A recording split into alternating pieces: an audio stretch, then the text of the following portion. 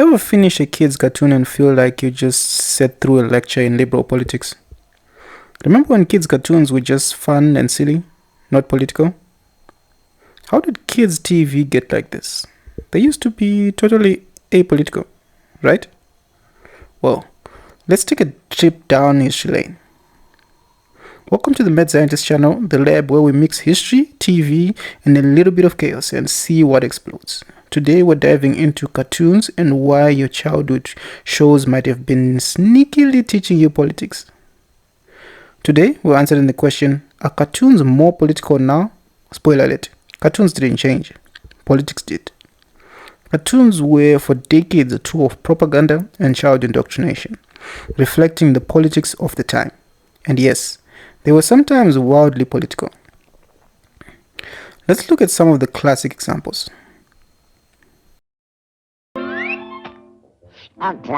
Donald Duck gets stuck in Nazi Germany, forced to work in a factory and salute Hitler.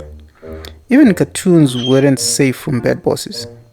Disney made this to mock Hitler and make kids laugh while teaching who the enemy was. Donald Trump complained about Donald Trump, that guy is stuck in my head. Donald Duck complaining about fascism is relatable if you've ever had a terrible Monday. Oh, it's 5 o'clock bugle, it just blew. I sprung eggs and pork chops too. Didn't join up cause I was good looking, but the answer to boys when it says, "What's cooking, honey? What's cooking?" This one is uncomfortable. Snow White parody, but with exaggerated racial stereotypes and a bit more racism than we usually see on screen. Imagine Snow White if she came with extra chaos and offensive caricatures. Yep, that's this cartoon.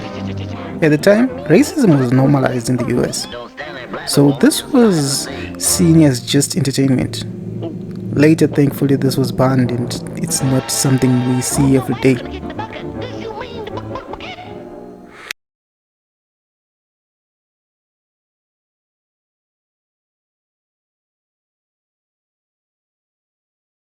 A dark cartoon showing German kids being indoctrinated into Nazism. Basically, Hitler invented the ultimate kid drill sergeant. Moreover, no more PE teachers, I guess. America distributed this to schools to educate kids about the dangers of fascism. This was at a very time where fascism was rampant in Germany and some other countries. This meant that the US was a bit scared that some of its citizens would start empathizing with Hitler and his agenda. So, cut it at the root, right?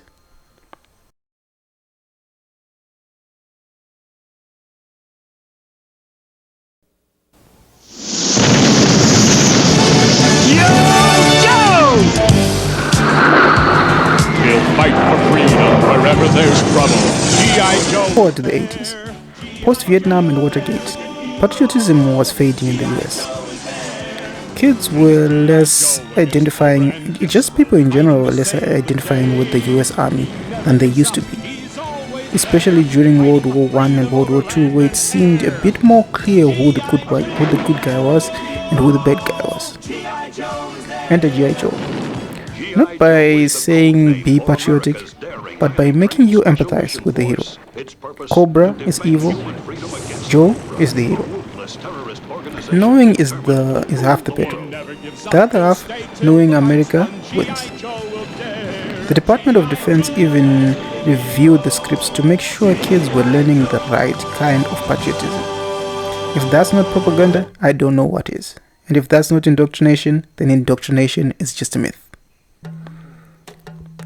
This country was built on slavery, which means slaves. So, if cartoons were political back then, why do people think they are worse now? It's not that politics is more common, it's that modern cartoons are less preachy, and they are less antagonizing, and shove their message straight into the viewer's face.